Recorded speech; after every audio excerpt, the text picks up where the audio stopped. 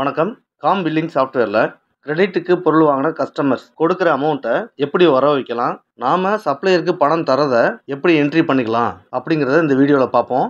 அதுக்கு இந்த contact செக்மெண்ட்டை click பண்ணுங்கள். உங்களுக்கு டெமோ காட்டுறதுக்காக இதில் சில கஸ்டமர்ஸையும் சப்ளையர்ஸையும் கிரியேட் பண்ணியிருக்கேன். இந்த அன்பு மளிகை அப்படிங்கிற ஒரு கஸ்டமரு, இவருடைய டீட்டெயில்ஸ் எல்லாம் கொடுத்ததுக்கப்புறம் இவர் நமக்கு 1000 ரூபா தரணும் அப்படிங்கிறதுனால இந்த ஓப்பனிங் பேலன்ஸ் அப்படிங்கிற இடத்துல 1000 ரூபான்னு கொடுத்துட்டு பக்கத்தில் DR அப்படிங்கிறது இருக்கணும். அடுத்ததாக ஒரு சப்ளையரை செலக்ட் பண்ணுறேன்.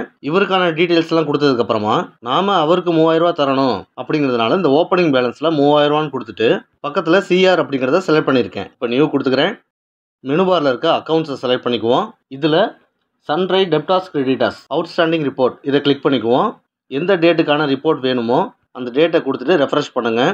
இதில் கஸ்டமர் அண்ட் சப்ளையர் அவங்களுடைய பேலன்ஸ் காட்டும். இங்கே இருக்க கஸ்டமர் ஒன்லி அப்படிங்கிற ஆப்ஷனில் டிக் கொடுத்துருங்க.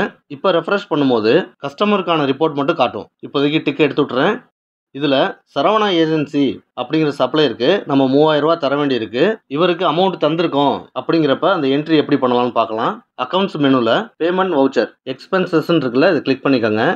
எந்த டேட்டில் நம்ம அமௌண்ட் கொடுத்தோமோ அந்த டேட்டை கொடுத்துக்கோங்க. லெட்ஜர் நேமில் அவங்களுடைய பேரை டைப் பண்ணிவிட்டு செலக்ட் பண்ணிக்கோங்க. இப்போ அவருக்கு தர வேண்டிய அமௌண்ட் இங்கே சைட்லேயே காட்டும். ஒரு 2000 ரூபா அவருக்கு தர மாதிரி நான் என்ட்ரி போடுறேன். அமௌண்ட்டை கொடுத்துட்டு பெய்டு பை அப்படிங்கிறதுல கேஷ் இன் ஹேண்டுன்னு கொடுத்துக்கிறேன். ரிமார்க்ஸ் ஏதாவது இருந்ததுன்னா இந்த இடத்துல டைப் பண்ணிக்கோங்க. எதுவும் இல்லைன்னா ஒரு டாட் மட்டும் வச்சு என்ட்ரு பண்ணிடுங்க. சேவ் ஆகிரும். இதில் ஏதாவது சேஞ்சஸ் பண்ணணும் அப்படின்னா அந்த டீட்டெயிலில் டபுள் கிளிக் பண்ணுங்கள். எடிட் மோடுக்கு வந்துடும். சேஞ்சஸ் இருந்துச்சுன்னா பண்ணிவிட்டு சேவ் பண்ணிடுங்க. இப்போ மறுபடியும் அவுட்ஸ்டாண்டிங் ரிப்போர்ட் போவோம். ஏற்கனவே 3000 ரூபான்னு இருந்தது. இப்போ ரெஃப்ரெஷ் பண்ணுங்கள். பேலன்ஸ் அமௌண்ட் 1000 ரூபான்னு மாறி இருக்கும். இதுக்கான டீட்டெயில் பார்க்கணும் அப்படின்னா இதே இடத்துலையே டபுள் கிளிக் பண்ணுங்கள். இந்த லெட்ஜருக்கான ரிப்போர்ட் ஷோ ஆகும். இதில் அவங்களுடைய ஓப்பனிங் பேலன்ஸ் எவ்வளோ இருந்தது, நாம் எவ்வளோ கொடுத்துருக்கோம், பேலன்ஸ் எவ்வளோ இருக்குது அப்படிங்கிற டீட்டெயில்ஸ் எல்லாமே வந்துடும். இந்த டீட்டெயிலை ஒரு ஸ்டேட்மெண்ட்டாக பிரிண்ட் எடுக்கணும் அப்படின்னாலும் எடுத்துக்கலாம். இந்த பிரிண்ட் டைப்பில் என்ன சைஸில் பிரிண்ட் வேணுமோ அதை கொடுத்துட்டு இந்த பிரிண்ட்டுங்கிற ஆப்ஷனை கிளிக் பண்ணுங்கள். ஸ்டேட்மெண்ட் பிரிண்ட் இந்த மாதிரி வந்துடும். இதை க்ளோஸ் பண்ணிக்கிறேன். அவுட்ஸ்டாண்டிங் ரிப்போர்ட்டுக்கு போவோம். இதில் இப்போ அன்பு மளிகை அப்படிங்கிற கஸ்டமர் நமக்கு 1000 ரூபா தர வேண்டியிருக்கு. அவர் கேஷ் கொடுக்குறத எப்படி என்ட்ரி பண்ணலாம் அப்படிங்கிறத பார்ப்போம். அக்கௌண்ட்ஸ் மெனு போங்க. இதில் ரிசிப்ட் வவுச்சர் இன்கம்ஸ் இதை கிளிக் பண்ணுங்கள்.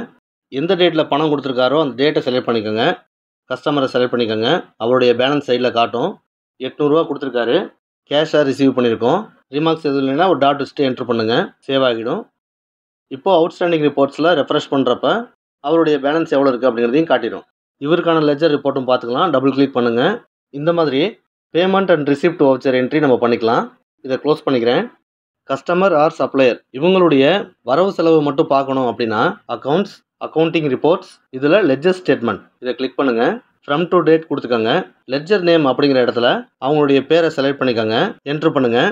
இப்போ இவருடைய ஓப்பனிங் பேலன்ஸ் எவ்வளோ இருந்தது, எவ்வளவு தந்திருக்காரு, கிரெடிட்டுக்கு எத்தனை பில்லு வாங்கியிருக்காரு, அமௌண்ட் எவ்வளவு, அதில் எவ்வளோ கொடுத்துருக்காரு அப்படிங்கிற எல்லா டீட்டெயிலுமே நம்ம பார்த்துக்கலாம். நன்றி, வணக்கம்.